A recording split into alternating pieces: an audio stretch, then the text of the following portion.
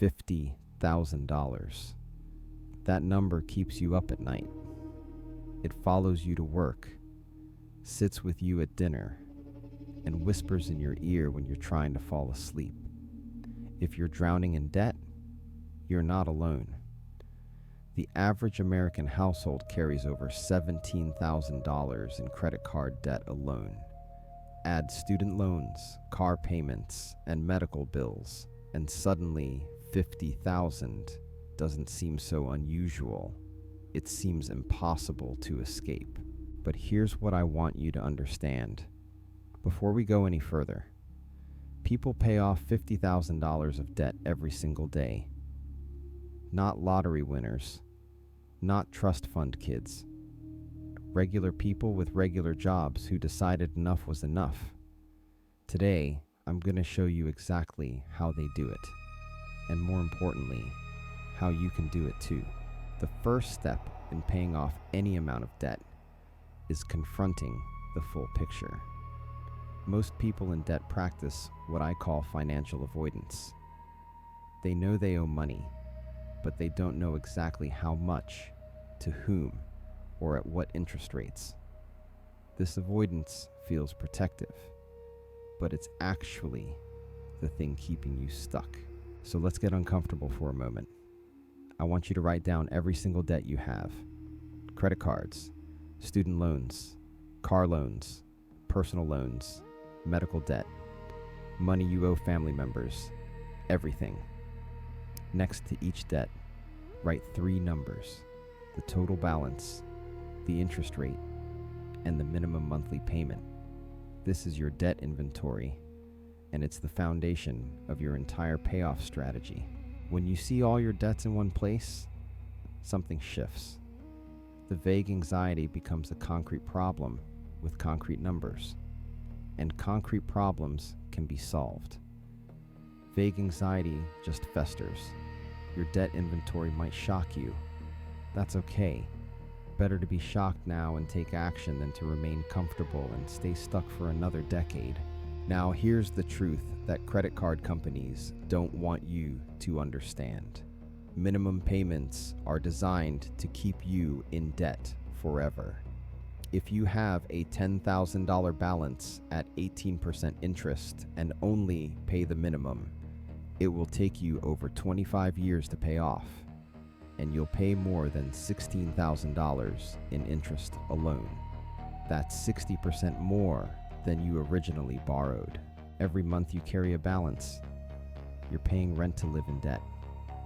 Interest is the landlord, and he never misses collection day. The longer you stay, the more you pay. The first goal of any debt payoff strategy isn't just to pay off debt. It's to stop the bleeding. To stop paying this monthly rent to creditors who are getting rich off your financial stress. There are 2 main strategies for paying off debt, and people argue endlessly about which is better. The debt snowball method, popularized by Dave Ramsey, has you pay off your smallest balance first, regardless of interest rate. The debt avalanche method has you pay off your highest interest rate first, regardless of balance. Let me explain both, so you can choose what works for you. The debt snowball works like this. List all your debts from smallest balance to largest. Make minimum payments on everything except the smallest debt. Throw every extra dollar at that smallest debt until it's gone. Then take everything you were paying on that debt and add it to the minimum payment of the next smallest. The snowball grows as you eliminate each debt. The psychology behind the snowball is powerful. Quick wins build momentum. When you pay off that first credit card in 2 months instead of 2 years, something changes in your brain. You start believing this is actually possible. That belief becomes fuel. And in debt payoff, motivation is everything, because this is a marathon, not a sprint. The debt avalanche takes a different approach. List your debts by interest rate, highest to lowest. Attack the highest interest debt first, regardless of balance. Mathematically, this saves you the most money because you're eliminating the most expensive debt first. If you have a credit card at 24% and a student loan at 6%, every dollar toward the credit card saves you 4 times more in interest. On paper, the Avalanche always wins. You'll pay less total interest and often become debt-free slightly faster. But here's the problem. The highest interest debt is often the largest balance. That means you might spend a year or more before you pay off your first debt. Many people lose motivation and quit before they see results. So which should you choose? Here's my honest advice. If you're someone who needs quick wins to stay motivated, use the Snowball. If you're naturally disciplined and the math bothers you, use the Avalanche. But here's the real secret. The best method is the one you'll actually stick with. A perfect plan you abandon is worse than an imperfect plan you complete. Many people use a hybrid approach. They start with the Snowball to build momentum, knocking out a few small debts quickly. Then, once they've proven to themselves they can do this, they switch to Avalanche for the larger debts. There's no debt police. Use whatever strategy keeps you moving forward. Now let's talk about finding money to throw at your debt. The 2 levers you can pull are spending less and earning more. Most people focus only on cutting expenses, but the fastest debt payoffs usually involve both. Let's start with spending, because that's where you have immediate control. Pull up your last 3 months of bank and credit card statements. Highlight every purchase that wasn't absolutely necessary, subscriptions you forgot about, impulse Amazon orders, daily coffee runs, restaurant meals when you had food at home. I'm not saying you can never enjoy life again.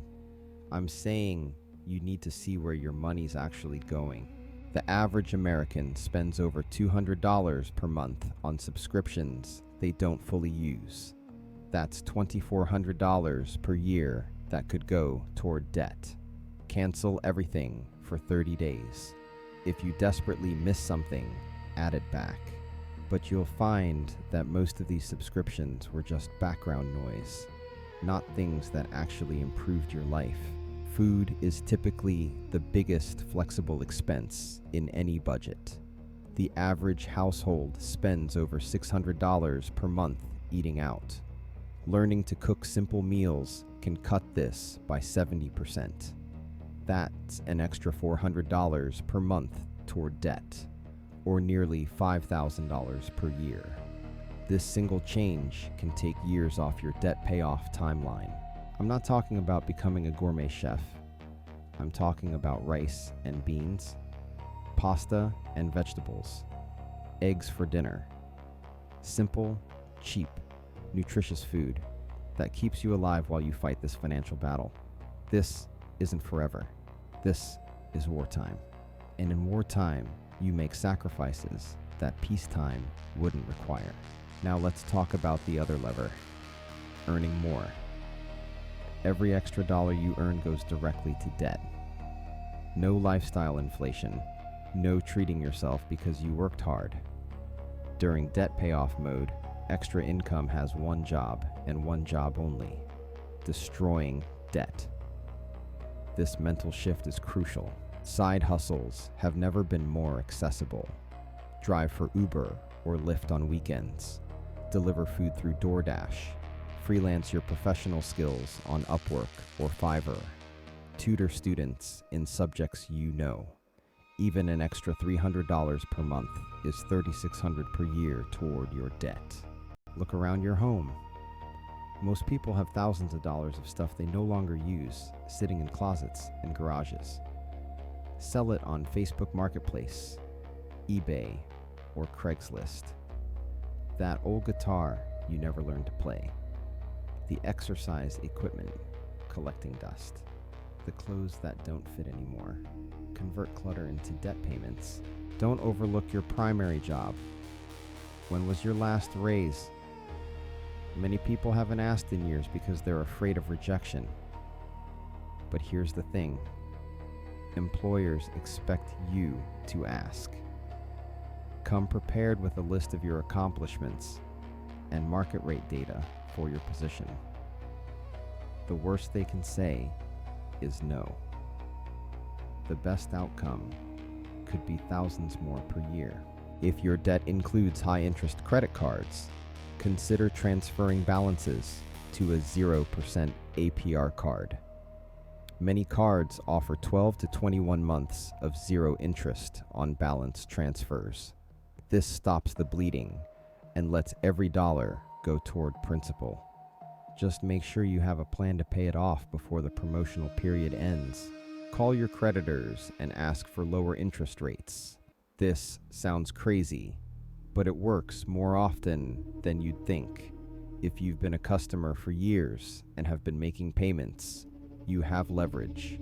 Say you're considering transferring the balance elsewhere, but would prefer to stay if they can offer a better rate.